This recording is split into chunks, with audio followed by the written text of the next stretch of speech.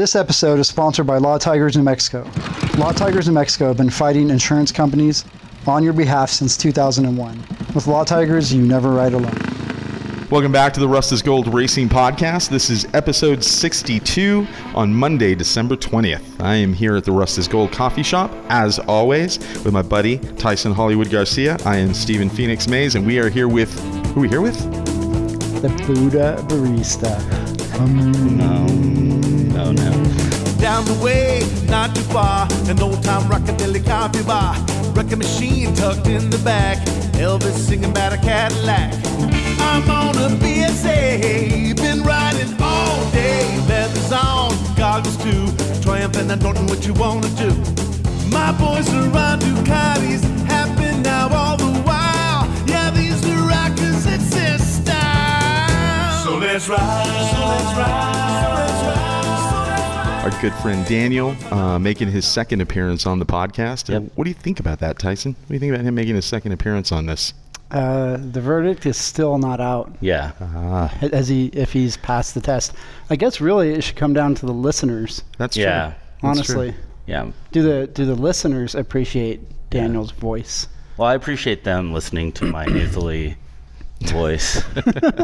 We just did our sip and shop with our vendors this last weekend. Yeah. And I want to thank all those vendors for coming out and all the supporters of those vendors for coming out and shopping small. Yeah, it was small rad. business. Small business. And we're going to have a video coming out about that soon. Yeah. And Danny over here actually shot a good portion of that video. It's going to be out on our web series. Yeah. What'd you think, Danny? Did you have fun? I had a lot of fun. I think anytime you get to see people just like doing their craft, and in our particular case, we're very fortunate because the people that were here do their craft well and are very passionate about it. So, I went around and, interviewed some of them, but man, it's just so inspiring. It just makes you want to like get in your garage and just do something, figure it out. Yeah, make something. And, one of our vendors is, what, was she 18? Gabby, yeah, 18, Gabby's junior. I mean, just impressive. It's cool. We have so many talented craftsmen and women that come out and do really cool things here at the shop, and we never charge anybody anything to be here. I mean, it's like we want to support the community, we want to see it grow, so it's like, why do we want to take anything from them? You know what I mean? So we have them come in, set up for free, they sell what they sell, we don't take anything that they sell. It's all about them because we're all about the community. And a lot of people have asked me like, why aren't you going to charge, or you sure you don't want to take a portion? And I always thought to myself, again, here we go, back when I was a vendor. No, but like that's how I kind of cut my teeth in opening up this business, was actually vending old vintage antiques. And every single time I would set up somewhere, it didn't matter where it was, big or small, they'd always be like either $30 or $60 or a portion of whatever you sold, you'd have to give back to the host. And I was, you just kind of take it for granted. You're like, okay, this is just the routine. And you don't really start to think about it, but like the host is actually making money, the location's making money, and they're going to be making money off the vendor. It's like, it just didn't sit right with me, from the very get-go. I was like, we're not going to charge anything. Let a vendor set up, because it's hard enough, to make it as an independent business and as a startup. But also, like, for a lot of these vendors that we have, almost all of them, this is a part-time gig. Sure. This isn't their whole income. So, for these vendors that are doing this, they're making extra money for the holidays so that they can buy Christmas presents, put gas in the car or whatever. And to take money from a vendor, I find that kind of offensive. I do personally. too. You know what I mean? And whatever, whoever wants to go out there and do that, that's their business. But for us, I like to, I don't know, I think we can hold our head a little bit higher and say we don't take a cut. Yeah. I think they appreciate it too.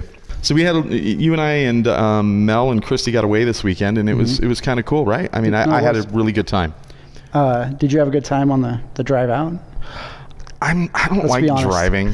You know what I mean? I really don't. But no, I'm not. I don't enjoy driving very much. He doesn't enjoy driving, but he won't let anybody else drive.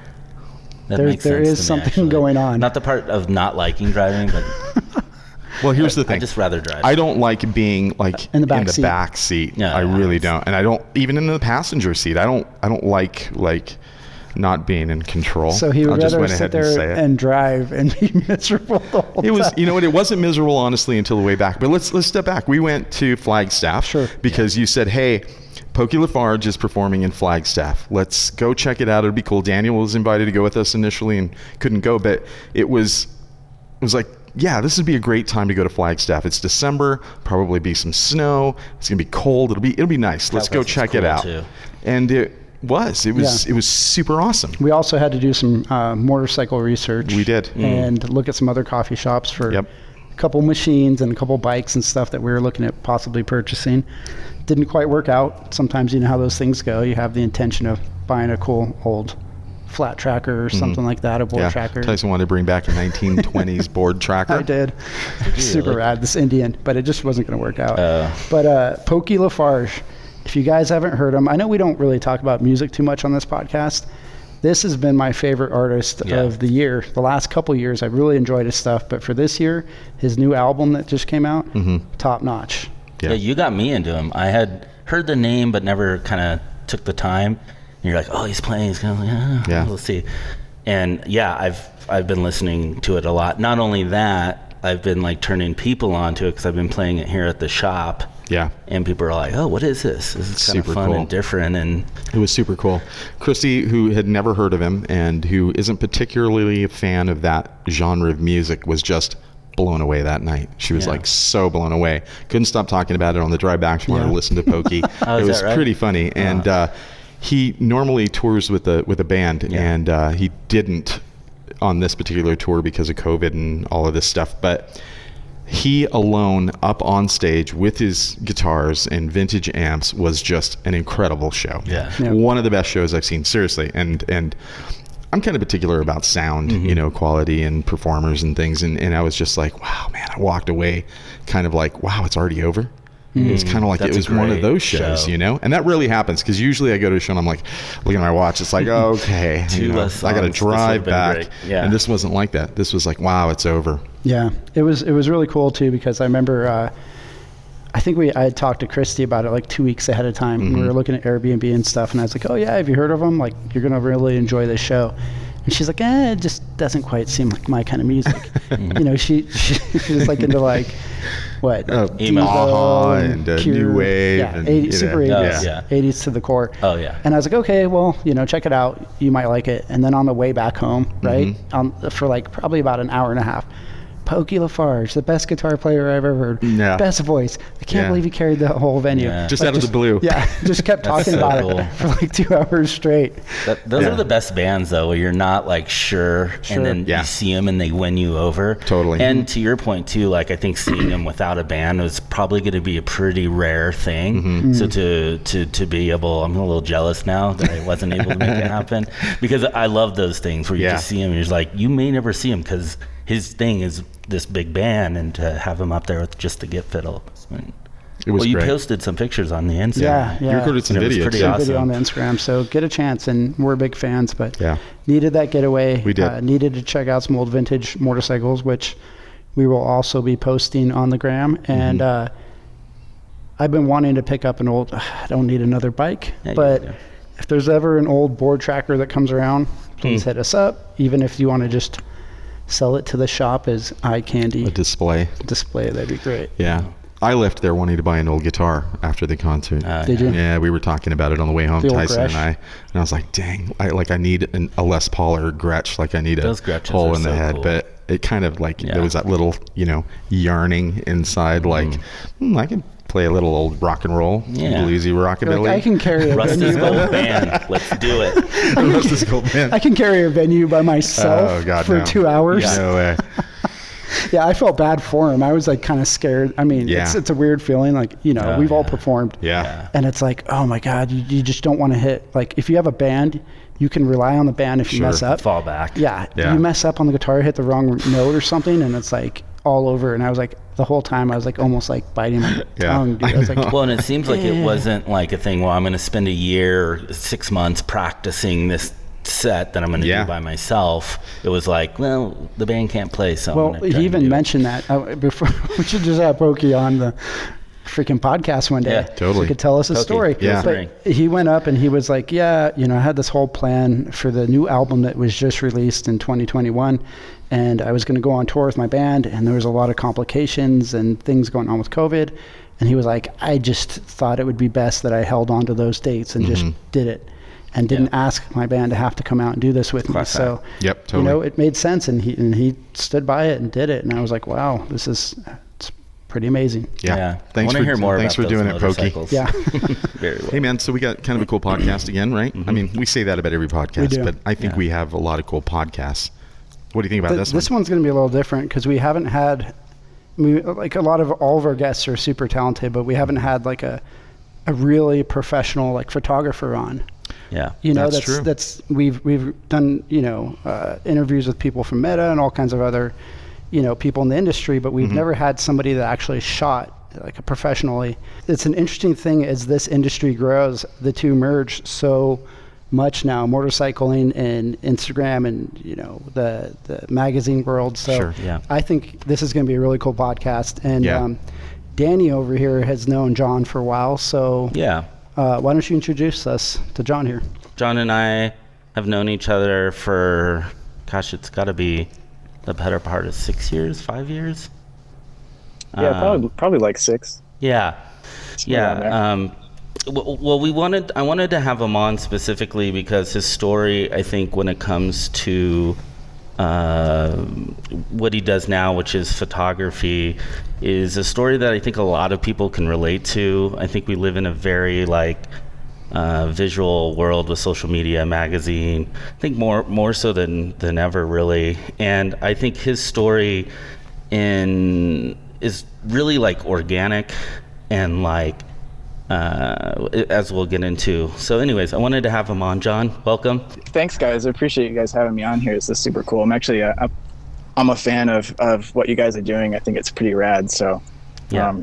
thanks for hitting me up. But, Wait, are you saying you actually have listened to the podcast? Yeah, I have. I heard the ones you guys did one with Andrew from Meta. I heard that one, and then you guys did one with actually a friend of mine, Jorma. Was he the last one that you guys did? Yeah, he was the last one. Yeah. Actually, I know Jorma pretty well, so yeah, you guys are awesome. So. Have you listened to the one with Ernie? Because you've shot Ernie a couple times, V-Hill. I think I heard parts of it. Maybe I'll have to go back and You check should it go out. back and listen to his because we've had him on twice, and I love that guy. he's super the rad. best. He's like a local, he's such a legend. local legend of ours here in Albuquerque. But on the first, he's like a global legend now. Yeah, Like, totally. Yeah, he's like the real deal. he's like a hometown hero in a weird way. These guys like to give me a lot of crap for it, but you know. Tyson's a fanboy, so we give him a hard time. Hey, But we're all fanboys. I'm a Ernie's great. Yeah. Yeah. I'm a How Ernie could you not fanboy be? myself. So yeah, so tell us about like what got you into motorcycling. Yeah, well, I'll go back to the beginning, kind of where I'm from. So I grew up just outside of Detroit, Michigan, in the suburbs, and that's kind of where I got into all the stuff that I got into, like skateboarding and music and drawing and all that kind of. I was one of those kids that just made stuff all the time. So that's where I'm from. My journey into motorcycling is actually kind of a strange one. I say that because there was never a moment. I didn't grow up with motorcycles. Like I didn't grow up with dirt bikes or anything like that. Nobody in my family rides motorcycles. I'm just the only one that does this. But I moved from Detroit to LA in that was 2014. And right before I moved, there was this big flood in Detroit that actually destroyed my car like 2 weeks before I was supposed to move. So it was super stressful. So I moved out to LA without a car. And so I ended up just riding. I worked close to where I was living, and I would just ride my bicycle every day to work. And so I did that for a few months, just delaying the process of buying a new car because it just seemed so expensive and crazy.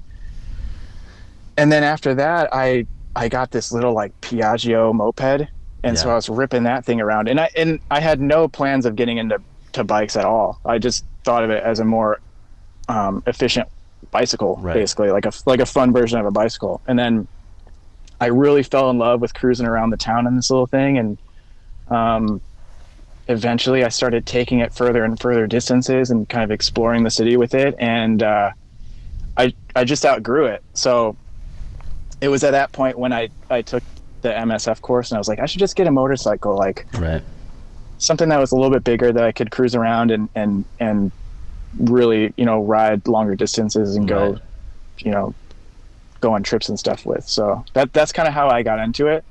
It was just this sequence of events that just led me into it by accident, basically. So what did you move to LA from Michigan for? Was it for photography? No, actually, I worked in advertising. So I was working at advertising agencies, and there was something about LA that I liked. I had some friends that lived here, and the winters in Detroit were brutal. So every winter I just dream about living somewhere with palm trees and where it's warm and I could go skating or like be outside. And I just made it happen. One winter I took a job opportunity out here, and that was kind of the catalyst. Yeah, which is, I think, interesting too, because I feel like, you know, as a former Angelino, a lot of people go to LA to be a photographer, to be in film, to be, you know, in this hyper like creative space, because there is an immense amount of opportunity. It's also very flooded. Well, there's a great quote where it's like, nobody is originally from like LA. Everybody is like, that's true. Yeah, Danny loves to like throw that right out now there. at Christmas, it's like empty. Yeah, totally. Like nobody's from LA, and everybody loves LA, but they always have one bag packed, ready to leave LA. Oh yeah, kind of have to. That's how you get by, is knowing you can leave. Right. Yeah, go back home. Yeah, sure. Well, it's funny too, because you were saying, to back up a little bit, you know, you got your moped or scooter, and then eventually, I think for our listeners who may not live in Los Angeles, you can split lanes there, and getting around the city on your bicycle, on a motorcycle, is almost kind of like a key to the city. You can get to just about anywhere in that city in a reasonable amount of time, which in a car is not possible. Almost at any time of the day, it feels like now. So, yeah, I just wanted to get back. You're good. Yeah, that is so true, and I think that was one of the reasons why I didn't end up buying a car as well, because it's just it's really hard to drive here. It takes forever to get anywhere, and I just got used to being able to get places so quickly. So paying more money to get places slower just didn't seem like a good idea. Cool. So then you get your bike, you get the motor scooter, you want to go further, faster, all the things that we all get, you know, big nice motorcycles for. Did you know a lot about like the surrounding areas of Los Angeles? Because I know some of your earlier like photography stuff on Instagram anyways, you know, you're out in Angeles Crest, it looked like Mulholland and some of these early things. Or was that something you had this bike and you decided to like head for the hills, literally? The bike definitely opened the gate for me to explore outside of the city, I would say. Yeah, definitely getting a motorcycle was crucial for finding out about things like, I don't know, like the Sequoias or places that, you know, you wouldn't, I mean, I would drive a car up there, but I wouldn't take a car out on a Saturday and just go drive around in the desert or something, you know? So the bike gave me this excuse to get out of town and just go see stuff, just to see things, not really to go anywhere. Sure. Right. And so what was that first bike then? 2014? Oh, it was this little Yamaha Virago, like nice. Yeah, and even at that time, like I wasn't even like, I'm gonna be like a motorcyclist. I thought of this bike as just like a big bicycle, basically, like just like an awesome version of a bike, like that I could take further. So, and it wasn't until I started riding it, and I would take it out to the desert. I'd go up in the mountains, and then it really started to click with me. That how kind of, it sounds cliche, but how magical of a machine they are. You know, that allow you to see things in such a cool way. Did you have like people to ride with? Did you hook up with any riding groups, or did you meet people, or no? you just kind of riding on your own? I didn't know anyone that rode motorcycles. I was just a like solo weekend warrior that would just go out and go find stuff. And it wasn't till a few years. I think I had that Yamaha for like maybe a year and a half, and then I bought a Triumph, and after that I started getting into kind of the Triumph scene, and that's when I met Daniel, and I met some of our other friends that also ride and have motorcycles, and you guys are probably the first people I ever went and rode with, honestly. Like Cool. just like yeah. Was it the jump was, I'm guessing, the CC? You probably kind of found out pretty early that the Virago was going to cut it, right? Yeah, they're pretty small, and yeah, the Triumph was a little bit bigger, and it could go up hills, Sure. which was a big deal. Yeah. Did you pick up a Bonneville next? Was that what you got? Yeah, that was the Bonneville. I still have it, actually. It's one of my favorite bikes ever. But yeah, that was the Triumph, the Bonneville that I still have right now. What year was that one? 2005. So it's 2005. carbureted. So Carbureted, yeah. Last couple of years of the carburation for that. Yeah. that bike. Yeah. And did you start making modifications to that right away, or just kind of left it stock and just felt it out?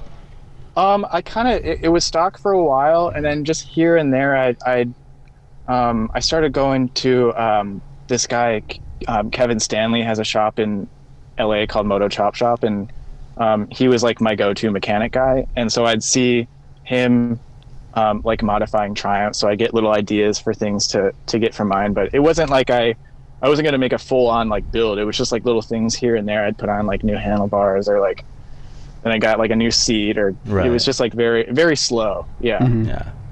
Like a slow evolution. Yeah, because when you start going to that shop, and we talked about it when Jormo was on, but you know, there's so many cool bikes there, especially if you're a fan of Triumph in general. You know, a lot of moto shops in Los Angeles are very Harley based, very chopper based. Not always my favorite style of chopper. They're kind of, you know, whatever, just not my style of bike. So Kevin's place was a little different. It felt like, because early on he did, you know, whatever, Hondas and stuff, and then he went to Triumph. So I think because he was tired of headaches. So like, you know, I'm going to work on the one that actually runs well. And yeah, there's just so many cool bikes there, like in almost every style: cafe racers, scramblers, hybrids, brats. So it would be hard to go there, right, and not be a little influenced. Oh yeah, you just get sucked in. Like it's like an art gallery of Triumphs. Like, it's super cool. If you're ever in LA, I'd recommend just popping over and checking it out, because there's always something cool in there. But anyways. It's kind of surprising though, because like I've taken again, I have a lot of family in Southern California, and I go like once a year. And I've gone to all the pretty big shops, and I haven't really heard much about this one. Have you, Steve? I've heard about it, and I remember, you know, when Danny brought it up, I remember hearing about it, but I'd never been there. Yeah, and it's kind of like almost off the radar a little bit, to the point of where it's like a he keeps it pretty low key. Yeah, like a local kind of like you never find it. It's kind of like hidden in the back of this like warehouse district in Van Nuys. Like it's not like somewhere you'd just stumble upon. Like, you have to know. It's in the valley. Yeah. Oh, okay. You have to know about it. Got it. And he's kind of like appointment only. So, but you can pull up, and he'll always have the garage open, and you'll see a bunch of bikes outside. But that's why we never went, man. It's in the valley. It kind of makes it cool, because it's this little like hidden shop, like kind of in the back there, which is kind of rad. Yeah, I remember even, you know, following him on Instagram, and he did this bike, and I told this story, but like, remember thinking, you know, he's like, I'm in Van Nuys. I was like, I guess that seemed like a good guy. Yes, I can go all the way out there. But it for anyone in LA that may not know about Moto Chop Shop and has a Triumph, it's worth your ride for sure. So you get the Bonneville. So how did you get then into photography, being that you know wasn't your goal necessarily coming to Los Angeles? Yeah. Well, I got into photography before I got into bikes. When I first moved to LA, my friends group, I fell into like this music scene. So I was playing in a lot of bands, and everyone that I was hanging out with, they all had sort of creative endeavors that they did outside of music. A lot of them professionally, like they were artists or producers or what have you.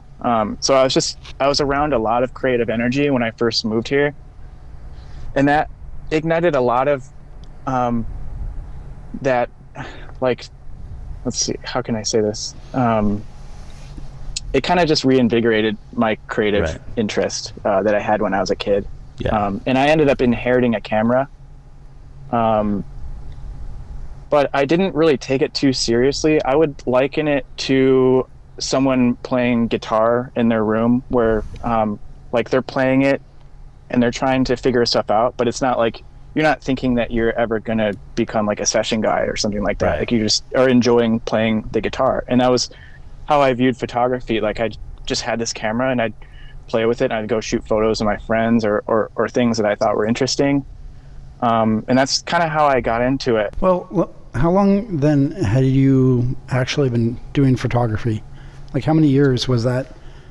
It's sort of gray because I always had cameras, but I never really took it very seriously until I moved to LA and I started shooting way more. But professionally, I've been doing it for about 4 years now. Wow. Yeah. 4 years. That's not a long time to have kind of like the portfolio that you have. Yeah. No, I mean, honestly, like, you know, Steve does photography, I do photography, Daniel does photography. Pretty much everybody, like, our partners do photography. I do more videography, I think, than photography. But, you know, and I think there's a distinction there. I mean, and I don't know, John, what do you think? You can be a really good videographer and not be a great photographer. Yeah, I think that's totally true. They're just two different ways of approaching things, I would say. Yeah. Like, I know there's some great, like, I work in film, and I've seen some great cinematographers come out of photography, but it's very rare. It's like, I don't know if there's something about the still medium compared to motion picture that I think sort of changes things. But and I've seen people try and make the transition, and it doesn't always work out well. Especially for professional. Yeah. The dude who, the cinematographer for Revenant, his photography is incredible. Yeah. Absolutely incredible. But I totally agree. It doesn't always go hand in hand. Right. And I do think they're two very different disciplines. Do you do any, like, videography or motion?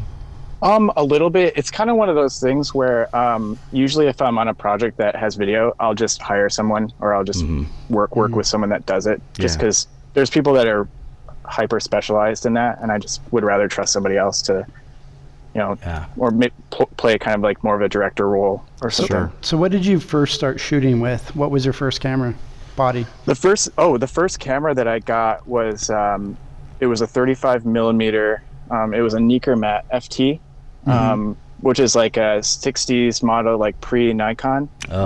So that was kind of how I got introduced to taking photos. So I only shot film, which was super expensive, and so because I started shooting more and more, it got really expensive to keep taking it to Sammy's to get it developed or wherever I was going. So I ended up getting, buying like a Canon Rebel just to have on my side that I could shoot stuff with and just take pictures of whatever I wanted. And then, and then I outgrew that and I got like a 5D.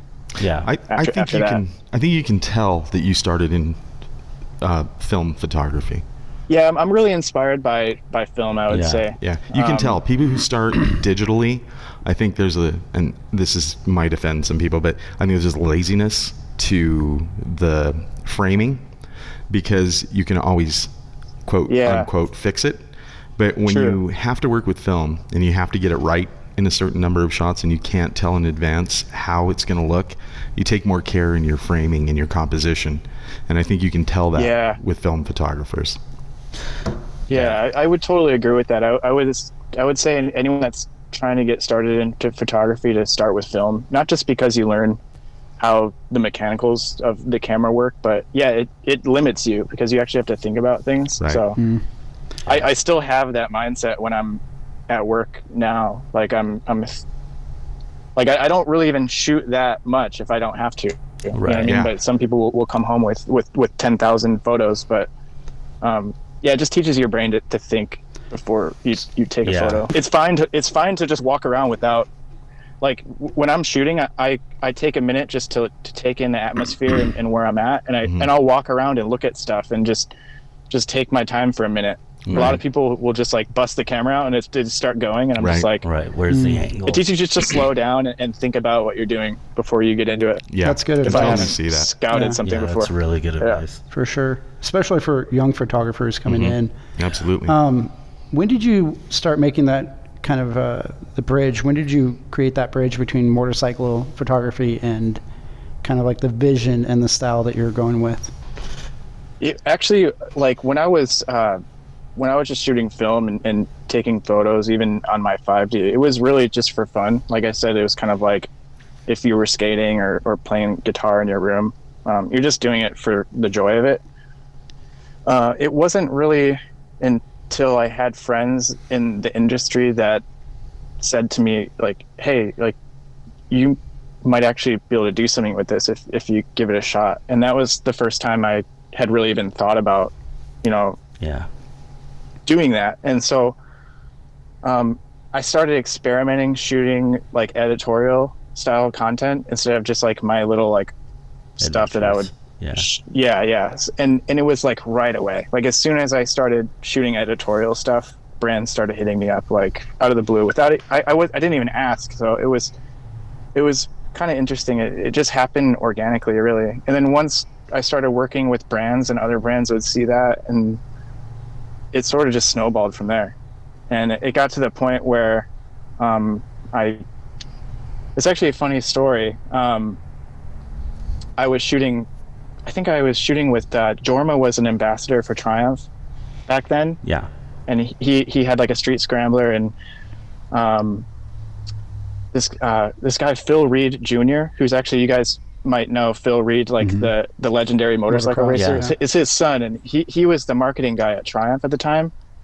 And so he was working with Jorma, and he hit up Jorma one day and he was like, hey, what's up with your buddy? Is he like freelance, or like is he available? I have something coming up in a couple weeks. And so Jorma texted me. He was like, hey, can you do this? And I basically had to decide that day, because it was 2 weeks away. If I was gonna, because I couldn't do my job and do this photo gig like my normal day job. So I had to decide that night if I was gonna quit and accept this like photo gig. So I basically said yes, and then the next day I went in and quit my job.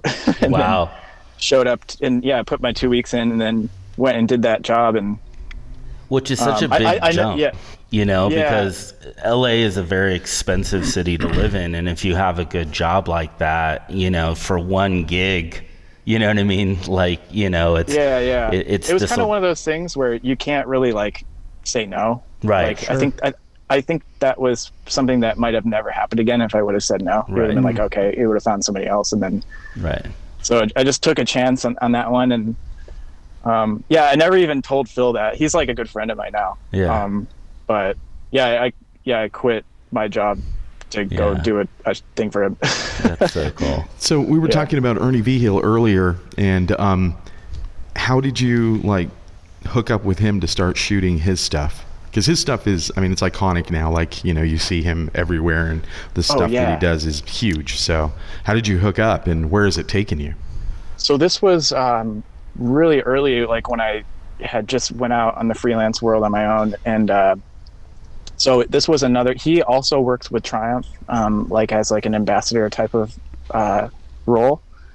And so when Triumph launched the Scrambler 1200, they used him to take it down to Baja. And so they wanted him to do they originally wanted him to do the Baja 1000 on it, but I think he had like an injury or something. So they had to bump it to the Nora 1000, which is the same course, but it's kind of like a rally style. Right. So I ended up shooting that for Triumph, and I met Ernie then down in Mexico when we did that. And that was in 2019, I think. Yeah. That's when cool. that came out. Yeah, so we met. Yeah, we basically spent 2 weeks in Mexico together and just had a blast. And he's so talented on a motorcycle. Yeah. It was really cool to see. That was a really fun project. Kind of a cool small world. You know, how we all kind of just come back together. Well, we had him on the podcast right before that injury. Yeah. Remember? And he was talking about, I'm going to be doing this new project. It's kind of hush-hush. And right. unfortunately, like 2 weeks later, he had messed up his ankle, I think, riding practice. Yeah.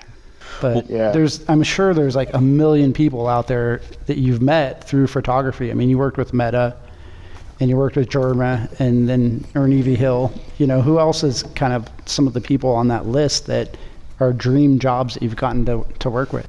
Definitely. I really enjoy everyone that I get to work with. It's I've met so many cool people in this scene, and it keeps surprising me every time I have a new client or I shoot with somebody new. It's like we always just become friends, kind of. Everyone's just really cool, and but I would say definitely like working with Meta and working with Ben and Andrew has been super cool, just because I think what they do is very unique with the whole print aspect. It's really hard to do that these days, and I have a lot of respect for those guys for kind of flying upstream and making that happen, despite the continued digital evolution of everything. Are you one of their like contracted photographers? Like, are you like solely contracted out to Meta? We just like working together. So at this point, but like I have a subscription. It's supposed to be Steve's subscription. There's controversy. There's the Meta. There's a lot of controversy around the Meta It's supposed to go to Still Steve, haven't seen the latest one. but they go out to me. But I've been following Meta since the very beginning, and your stylization of your photography totally, like, I almost don't think that they could do that magazine without that look that you've kind of created. And I'm not trying to like say anything about Meta. I'm sure that they could probably find a good photographer out there, but your style, from what I can see from your Instagram, is like parallel. It goes hand in hand with Meta. Do you know what I mean? Oh, thanks, man. I appreciate that. I think that is, I think we share like a similar, it's not, I think that, there's purpose for every style. And I think with them, they want to showcase more of the atmosphere and the feeling of being out in the wild on bikes. And I kind of share that same vision. I really like the relationship between, a person and their surroundings. And I think that translates well to print, because usually it means like big, huge photographs that are kind of expansive. And you can take in more of the surrounding. I think with a lot of Meta's stuff, it's not just the motorcycle, it's where that motorcycle's at. It's seeing that motorcycle being used for what that motorcycle was intended, and sometimes not intended to. I see a lot of, but I think that it's really,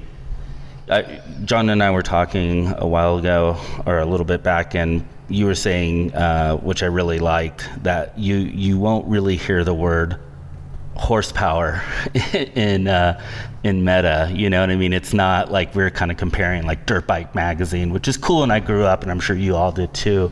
But it's such a departure from that. But it was showing those bikes that we read about, especially some of the vintage stuff, in these environments that like weren't necessarily like a racetrack or whatever. Sure. And it's not like, this is 70 horsepower and a brand new CRF or whatever. It's really like this beautiful experience. Yeah, it makes you want to get out and like camp with your motorcycle, go find the lost road or whatever. Sure. So yeah, but you couldn't do that. The story is nothing, back to John, it's like almost nothing without, it is, the story is important, but John, in a weird way, paints that picture. Right.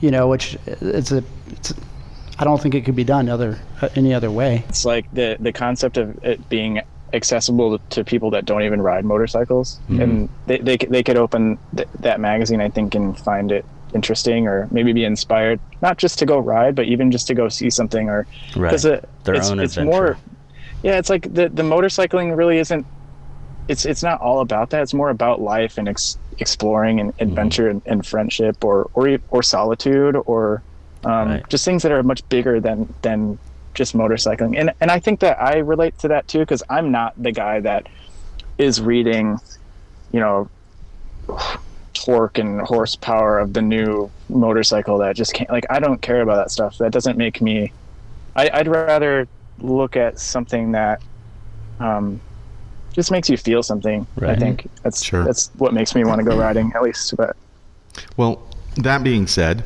and talking about, you know, what Daniel was saying about the big format of, you know, capturing an environment, people love a great story. I mean, tell us a really cool experience that you had, you know, wherever it was, photographing some of these adventures and some of these things that you've captured on film. yeah, I think one of my favorite adventures, honestly, was I did a cross country trip just by myself last year to go see family, and I just rode from LA to where my dad lives in Ohio. So I rode to Ohio and then I rode up to Michigan. But just seeing the country that way, I think a lot of people have done cross country trips solo before, but it's really, and I camped the whole way. So it's just like, you feel very connected to the country and seeing it very intimately, you know, stopping every 100 miles for gas in random towns, and I tried to avoid the freeways. And I think that was one of my favorite moments riding. And of course I brought my camera too and took photos, but yeah, I think those trips are special to me. So what's the coolest thing you've captured on film, like spontaneously, that, you know, wasn't expected, that you're just like, wow, when you looked at it later, you're like, perfect timing, I had my camera, I was there, and this is amazing? Oh man, that's a good question. You think about like National Geographic, right? Or, you know, some of these iconic photos, they were not intentional. You know, they were there to shoot maybe a particular event. They were there to shoot, but something amazing happened and you captured it. I just didn't know if John had anything like that. I've got one. I just thought of one. Yeah. I was on a trip, actually with those guys at Meta and our friends Iron and Resin. We went up to Washington recently, and we were shooting a couple photos on a beach outside of Ho National Rainforest. And there was like a huge swell on the Pacific, and I was just taking some pictures of the ocean in the swell.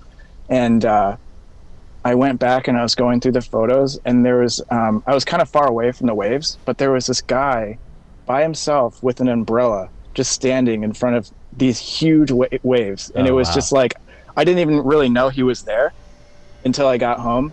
And it's actually like one of my favorite photos I've ever taken. Yeah, I'll send it to you. But that must have been a cool feeling when you saw it. Yeah, it's just kind of this guy standing really far away with an umbrella with these huge waves behind him. Like and it's all gray, and it just had this, I don't know, it just seemed like he was at a moment in his life or something where I don't know, it just made me feel something when I saw it. I was like, oh my gosh. So that's cool, because you can't stage that. Cool. That's something that just happens. I couldn't even if I thought of like, I couldn't have ever thought of that. You know what I mean? Like, I'm gonna have someone get an umbrella. Yeah. Stand by this and just wait really for a big away. Wave. So you've had the opportunity to take pictures of some of the coolest things in the world, like vintage Porsches.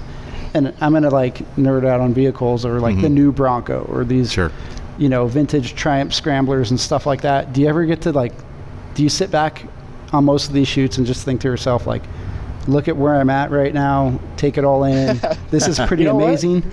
You know, it's actually it's kind of a challenge. I think that's something that makes shooting motorcycles and cars really hard, actually, is because it's a distraction, especially when you're shooting a photo, because like I was shooting my like a 356 Porsche for this project, and it doesn't matter how you shoot it, it always looks cool in camera. You're like, oh yeah, of course, because it's just such a beautiful car. Is great. But you have to actually ignore it almost and shoot you have to get a nice photograph, you know what I mean? So it's like, it's hard to ignore that and think about actually trying to compose a nice photograph that is even if it wasn't there, it'd still be a good photo. So it's like, but yes, it is pretty cool, some of this stuff that we've shot in the past, like just some really beautiful and iconic cars and motorcycles. But yeah, I think that's one thing that people struggle with, is because they always just look so cool. Like you can just take a picture of it from anywhere and it always looks rad. So you almost have to like ignore it and think of, like, pretend it's like a Honda Accord or something. Right. No offense to the people that drive a Honda Accord. Yeah. I could see that happening. I mean, I know for myself, like whenever a really cool bike or a car or hot rod shows up, I sit there and I just, like, to the coffee shop, I'll sit there and I'll just geek out on it for 15 minutes before I know that I even have to come back to work, or before I even know that I have to take the photograph. I'm just sitting there and admiring it. I mean, it's got to be a hard thing to separate job from passion, right? Or admiration to a degree. Totally. Yeah. You know? Definitely. So what do you want to do next? I mean, like, you've really kind of hit a really cool, I don't want to say plateau, but you're like, I mean, where do you go? You know what I mean? What do you want to do next? Well, it's kind of, now I'm starting to dabble more in the commercial world. I've been doing a lot more automotive stuff and just bigger productions that aren't as, when I do shoots with like Iron and Resin, that project that we did with Meta, it's very low key. Like, it's just some guys out in the wilderness with bikes, and I have a camera, and we're just trying to capture cool stuff. The next evolution for me is to continue to grow into bigger productions where we have, and I've done a few of those recently, but where it's just more, just on a bigger scale. I'd say, like, doing more commercial work for car companies and for motorcycle companies too. So do you find less run and gun? Do you find like a lot of these things like Meta or Iron Resin, are those kind of more like a passion project for you at this point? I think everything I do is kind of a passion project, but they're unique in that the creative freedom is so large, and it's very.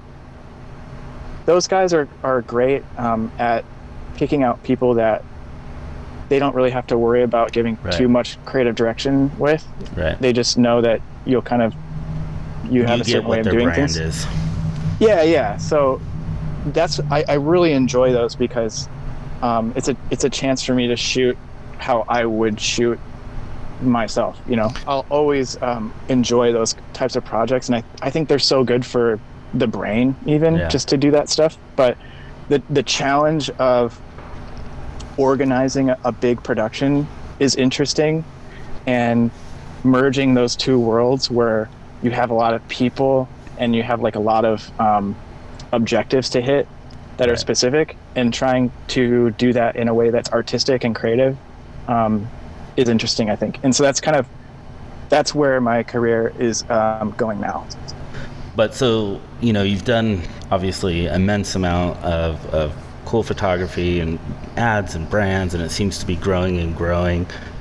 But you also have been in front of the camera for a few projects, and I know you did something with British Customs. So the Bonneville he was talking about has over 100,000 miles, and because he goes out and goes womps it again in the Mojave and stuff, naturally there's not a ton of people doing that. So I think a lot of people, they kind of, more than just your photography, your own lifestyle, I think appeals to a lot of people. So, kind of transitioning from like being the photographer to, when I was doing my research here, on a few occasions actually being in front of the camera, riding your bike and doing all that. Is it weird to be on the flip side? Is it like, or is it something you kind of like because you can kind of be like, this is what I wish Jorma would do? That's hilarious. Yeah. It's kind of both, because I honestly, like, I hate being in front of the camera. Like, I don't like any attention on me. I'd rather people just like not even, I don't know. But with a company like British Customs, I think we share so many similar like Ethos. They build motorcycles that are really good for doing the type of thing that I like to do. So we just share like a very similar like vision for riding, and so working with them, it was a no-brainer. I use all their stuff anyways, so it just it made sense, and it was really fun. And also Kevin Pack at British Customs is a good friend of mine, so it's fun working with your friends too. To go out and just do the thing you love to do with a nice brand that you legitimately use. Also, you had done some races, the Builtwell 100, and can you tell us a little bit about the racing stuff you've done recently? Yeah, totally. I got into that sort of by accident as well. I met a friend of mine now. His name is Jordan Graham, and he is like an incredibly talented motorcycle rider. And he was working with Ducati when they were kind of they were launching the Scrambler Desert Sled. They did some racing with Jordan, and they took Jordan to the Mint 400, and he and this other cool guy, Ricky, they did the Mint 400 on Ducati Scramblers. Oh, wow. And I was hired to come and shoot that. And that was just really inspiring to me, seeing those guys, just because they're all so cool, and it's not super competitive. Right. Everyone knows each other, and I just really I liked the vibe in the pits, and he saw that I was out in the desert riding, and he always hit me up like, man, you got to come race with us, because they were doing National Hare and Hounds on like all year with with the Ducatis. Yeah, so he was doing the whole Hare and Hounds circuit, him and a few guys, and so I'd post little things of me like out in the desert riding. He'd always just be like, come race with us, let's go, like bring the thing out here. So he's the one that kind of gave me the bug and was like, you can totally do it. And so finally this race came up for that was in April, I think, last year, and it was Builtwell put it on, and it was the first one, and it's just like the perfect first entry point into racing, because the course wasn't too crazy. It was 100 miles, but it wasn't like crazy rocks and insane whoops and stuff, so it was like pretty mellow as far as like desert races go. So I signed up for that, and I just had a blast. Like it was so much fun. So that's what got Were you me able into to finish it? So that one I didn't finish because my battery terminal ripped like halfway through the race, so I just got stranded out there. It was such a bummer. It was just a stupid battery connector, because it was just like jiggling around so much, and we were, you're riding like pretty fast for an extended period of time, so it's like that gave out. So you didn't do that on the Bonneville, did you? Yeah, it was the Bonneville. Oh, with the 100,000 miles? The 100,000 mile Holy Bonneville. crap. Yeah, it was I was racing that bike. Oh my god. So cool. It's almost like a vintage bike at that point. I mean, it's carbureted. Yeah.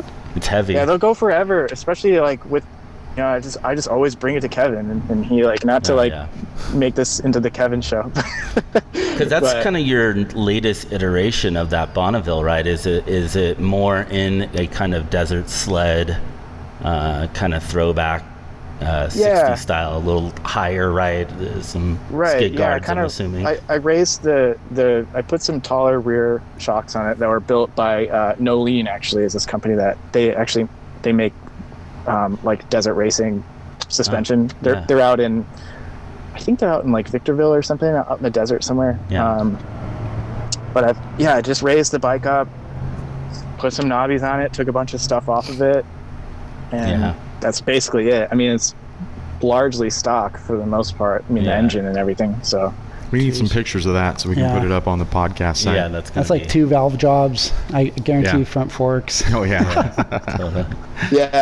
It's pretty thrashed now. But so we did that one, and then so I did that with British Customs, and then there was another one in Nevada called the Pyoche GP that we went and did, and that one was way harder. Yeah. That was a huge challenge to get that bike through that thing, because that was like another long race. But we finished that one, which is good. You did. And would you finish? Yeah. I got third in the class, which Third in class. There you go. was Podium. kind of a surprise. Yeah, nice. Yeah. Congratulations, man. That's rad. Yeah. How many miles Yeah. was that one? I want do to you say remember? that one. That one was maybe like 50 total, but it was 50 it tough was ones. it was 50 like rough miles. Like Right. it was not. Was like there the a lot Bilbao of race at other all. people by chance, riding Bonnevilles or like vintage Yeah, they motocross had or like anything? they had like a vintage class, and then there was a hooligan class. There was a couple I was the only Triumph, I think, the only Bonneville there. Then there was a couple Ducati scramblers, and then Yeah. some of these guys have like Sportster builds. Like, have you guys seen those hooligan Sportsters? So I think those guys were Revival doing made it. one. Yeah. That was pretty killer. Yeah. Yeah. Like my Oh, buddy Pinto. Jake Pope that I met through racing. Like he's got, like Yeah. he rips on his Sportster. It's crazy. Like One last question for you, because we always like to kind of like end it in a positive light. Where do you think the direction, what do you want to see the direction either for photography or for motorcycling to be? for me, I'd just like to continue with a mix of just introducing more like larger scale production stuff into the mix, as well as like the adventure based stuff that I've been doing. In general, I just would like to see people just having fun. I don't know. I think motorcycling is fun, and I less just like seriousness maybe. And Yeah. I think motorcycling is so unique, and it's such like a positive activity, and I think people just continue to showcase it in that light, and something that is a vehicle for exploration. I think that's pretty cool. Yeah, definitely. Why don't you share with our listeners like where they can go see your stuff, because your stuff is super cool. We keep scrolling through it here while we're talking to you on Instagram, and it's like the photos are rad, man. So Yeah, I feel like every photo we could talk an hour Totally. on each one, because Totally. they're just so rad. tell us where people can check it out. And do you have like any like coffee table books or anything like that? Oh, thanks, guys. Yeah, you can check out my stuff. I have a website that I don't update very much. It's johnryanhebert.com, and then I post a lot of on Instagram, which is kind of like my living, breathing portfolio. I update it pretty much every day almost. Yeah. And it's just Instagram at John Ryan Hebert. I don't have any books. People always bring that up to me, but I just feel like I don't know if I could get myself to like make my own book. I just think that I'll do it for you. it would be like get kind of, together. I don't know. I would just feel weird doing it. Maybe someday. Like if I have a reason to make one, and it's like a unique idea, or it's like I don't know, just like a concept piece that I just would want to house some pictures in that made sense. I think I would maybe do something like that. Here at the coffee shop, we always have some books laying around, and people like to come in here and like thumb through them and stuff. And I know even at home, I've got like some big format books of I love it. movie sets or, just photography. And it's like, it's really cool to look at those, you know what I mean? When you're just drinking coffee in the morning, just kind of want to thumb through it. And it's just cool, man. I mean, I would highly suggest you think about it. If he was thanks, to man. put out a coffee table book, it'd be like a work of art. Mm-hmm. Not, to like Yeah. tout it up too much, but it's more like you're looking at artwork versus flipping through ads. Right. You know what I mean? And I It's the think that's story. what people like to see, average people that don't ride. Sure. I guarantee it's So- going to happen. We just pre-sold a bunch of books for you, dude. I was going to say. Oh, thanks. Yeah, there we go. We'll You know start what a it reminds me of GoFundMe. is it reminds me of have you guys ever seen Surfer's Journal? That it's like a coffee table. It's like pretty famous. I'm not a surfer. I've gone out and basically just died over and over again Yeah. for a while, but I can look through Surfer's Journal and just be completely in another Oh, yeah. world. Surfer's Journal is it's like- so just because it's so beautiful and you can relate to it because it's I don't Yeah. know, it's less about surfing and more just about life and Yeah. stories about people, and I think that's how I feel about motorcycling too. Awesome, That's a man. great way to kind of end the podcast Yeah. then. Yeah. Thanks, Yeah. man. Thanks for taking the time. Yeah, John. Yeah, really thanks, appreciate guys. it. Appreciate Appreciate it. it. We enjoy your work. So Keep it up, man. And if you ever feel like coming, and just doing your own thing here in the coffee shop and shooting a bunch of photography, we're not gonna stop. And you. then like maybe just us out in Maes Falls or whatever. Awesome. Once it warms up a little bit, I'll cruise out. Thanks, John. We appreciate it. Thanks, John, man. Thank you. I'll talk to you later. Yeah, thanks guys. Take Good it talking easy. to you. Yeah. See ya. So great podcast. I'm a super believer fan in this guy's photography now that it's over. What do you think, Steve? As we're non-professional, in the photography business, we definitely enjoy his craft for sure. Mm-hmm. One of the best eyes I've seen. And you've worked with people in the business for a long time. What do you think about his photography and his eye and his vision compared to what you've seen, Steve? There's like I mentioned, I think in the episode, I see a big difference between digital photography and film photography, and I think you can really tell when somebody started out in film. And I've worked with a lot of set still photographers in the film business that are like, they're a little bit older. They worked in New York, they worked in Chicago, they've worked around the world doing actor photography and on-set photography, and it's like composition is something that jumps out to you immediately, right? Mm-hmm. So, and you guys have a very good eye for photography. Thaison, your photography has gotten better and better over the years. I've seen as you've taken photos. Danny, I've seen yours, and it gets better and better. I have a nice camera. It's not, but but there's something. Camera doesn't cover everything. No, right. There's composition, and there's the eye for framing, and there's your subject. Knowing how to capture your subject. I mean, I can't believe he's only been doing it like professionally 4 years, because you look at his stuff and it's like, holy crap. I mean, it's like it's composed so well. But again, I think it goes back to the fact that he said he started with film. Sure. And you don't get the opportunity to take a million pictures when you work with film. You get a couple of shots. Right. And you better hope that you did them right, because you also mentioned something actually on our drive out to Flagstaff. You said, distinctively remember you saying that there's a lot of people that have been doing photography in the business for a long time, and they've never really changed or progressed right from that's where true. they were the first couple of years. Whereas, even if he started 4 years ago, he's got this eye that's like so crisp. I love seeing it personally, because it's inspiring that people still capture things that you can feel. You know what I mean? It's not.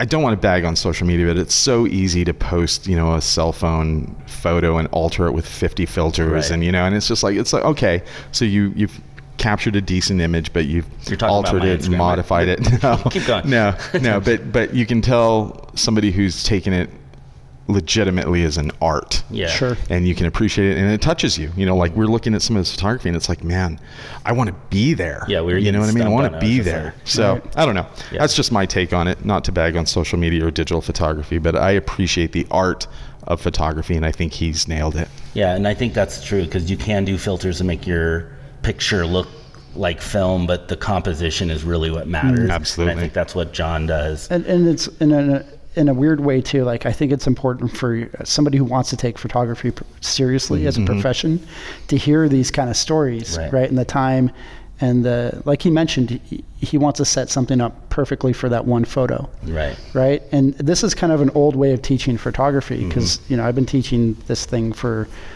15 plus years almost, or at least 10, where prior to Instagram and Facebook and social media, I would have to teach my students, we're taking our time, we're breathing to get this one shot. And I think over the last 4 or 5 years, all of that has kind of almost got thrown out the window. Yeah, unfortunately. Right? And it's moved so much faster, and I feel like that's a lost art, that it's important for people to understand that this is how you get it back. Yeah. We talked about being at that antique shop when we went to Flagstaff at the beginning of this episode, and Mel and Christy were there, and they've both been taking photography now for like the last 2 years probably, really, and they're progressing really well. Their shots are getting better and better. But on the shelf was some old vintage cameras. There was an old box camera there, an old German box camera. And I was telling Christy and Mel, my dad had one of these, and you couldn't focus, you couldn't adjust. It was black and white, and you looked through a viewfinder on top, and you had to compose the shot and take a couple and hope it came out well, right? But it was a patience thing. You had to think about it. And John said that, he thinks about his shot quite a while before he takes it. And I know I'd love to see kids go back to that and take some time, and, to your point, Thaison, it would be nice to circle back to. That'd be cool. Well, cool. Thanks, John. Yep. That was a great podcast. Fantastic. Thanks again, Something John. different for us, which was really cool. For sure. What do we have going on? We've been pumping social media and, man, all these different platforms super hard. But I'm stoked about it. I'm super happy that we're finally getting the time and the team together to kind of hit up all these different platforms. Yeah. Tell us a little bit about it, Steve. I just totally dogged on social media, and then we're doing a web series on YouTube. This is different, though. So our stuff is good. Our world is really like That boy good. back in my day. Our world is really like sort of melded into a mix of like all the things we enjoy, coffee, motorcycles, and media, photography, videography, Community. Yeah, community, and we've tied these all into a couple of different things. Daniel is kind of taken on our moto-focused video side of things, the moto meetups at Rig, and then we got Rolling with Rig, which is our buddy Mike Preer, who's going to be doing that. He hosts that, and it's same idea, old cars, getting to talk to the owners of the cars, get some ideas about what they built, maybe take a ride with them. We're going to continue our Dirt Life Diaries, which Thaison kind of spearheads, and that's just stories from people who ride. But the big thing you and I have been working on that we started a couple years ago collecting footage is our web series, and this is the coffee / this is really the heart of it. It's the coffee shop and the ins and out of our coffee shop and the ins and out of the bike builds that we do and the demos that we go on, and kind of like in a weird way, it's like the office for our coffee shop. It's a camera in our face, and it's showing exactly what happens, good, bad, and ugly sometimes from start to finish. And I think it's kind of cool. Well, I don't want to say it's kind of cool. I think it's freaking amazing. It's very cool. Because there's nobody out there really doing it like this. You know what I mean? And nobody really is showcasing what it's like to be behind the scenes of a motorcycle coffee shop bar. Right. You know what I mean? And there's a lot of stories here, man. There's so many lots of stories. Freaking rad, sad, awesome things that happen on a day-to-day basis. Yeah, lots of drama. It doesn't. You don't really have to drum up drama. That's for sure. No, it just falls in your lap. And I'm like a hot cup of coffee.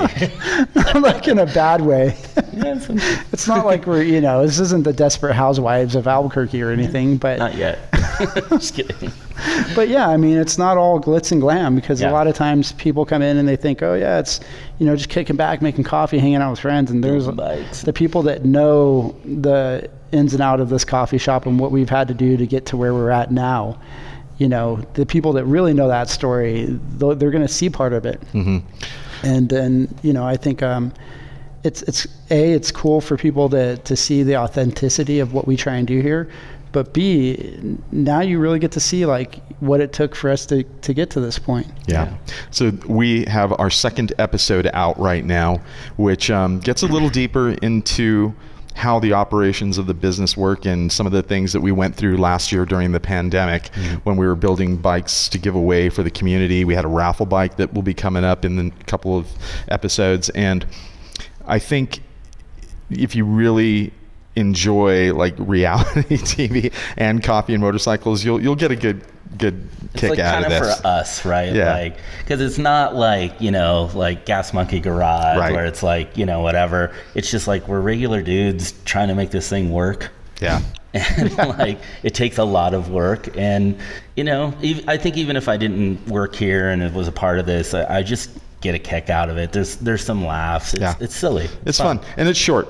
So, we're keeping these episodes under 12 minutes, between 10 and 12 minutes. So, you can watch them on your lunch break or your coffee break, and I think you'll enjoy them. So go to our YouTube site at Rust is Gold Garage on YouTube. You can type in Rust is Gold Coffee, Rust is Gold Garage, Rust is Gold. It'll pop up, and we're trying to release those at least twice a month with a Sunday night release and then Monday on Facebook. So if you can't get on YouTube or you don't enjoy YouTube and you have a Facebook account, you can check it out there. But follow us on social media. I mean, that's really where you can follow everything that goes on, right, Thaison? Sure. If you don't enjoy YouTube. If you don't. Some people don't like YouTube. Yeah, we try to keep it on all platforms. It's the devil. It's the devil. It'll get you. What else is going on? Yeah, we also have a backpack drive that is ending on January 4th. And we have quite a few backpacks in the house, so people have been dropping those off with a bunch of supplies. And again, like we mentioned on the last podcast, we're going to distribute those out to kids in need on the 4th. And then we also have some holiday hours that are going to be changing just for this Christmas holiday and the New Year holiday. So check out our Instagram and Facebook to see those holiday hour changes. That way Steve can get some relaxation time. And is that going to happen? Never, dude. No, because you have a huge family coming in, and it's going to be nothing but stress. Do we ever get relaxation time? I do. Oh, I am. Are you? Oh, Yeah. for sure. I'm going to go to the garage. Shut my phone off. I don't believe that. I'm going to go to the garage and just zen out and try and get Tyson will come to the coffee shop even though nobody's over? here. I will. And he'll come and count cups and make sure the beans and he'll end up here. And you know it's true. I hope not. And then we also have, tell us about this last minute gift boxes. So hopefully this podcast gets out in the next couple of days before Christmas, but last minute Christmas shopping, everybody does it, especially guys like us. We're always in the last minute. What are we going to get our buddies or our cousins or our friends or whatever? We got some cool stuff. We still got some hoodies. We've got some shop rags. We got beanies. We got mugs. Daniel designed this mug. It's very cool. We got all kinds of cool stuff. And if all else fails, gift certificates. Oh yeah. Everybody loves gift certificates. We have Russ's Gold gift certificates. We've been selling those, and it's because people want to come and get coffee and bagged coffee and merch and just come and hang out after the holidays. So come and check it out if you're on your last minute shopping binge and you want to put it all in one box. We got the Rig Bolt box, which has beanie, hat, shirt, mug, coffee, sticker, all the cool stuff that you would want. So that's the show.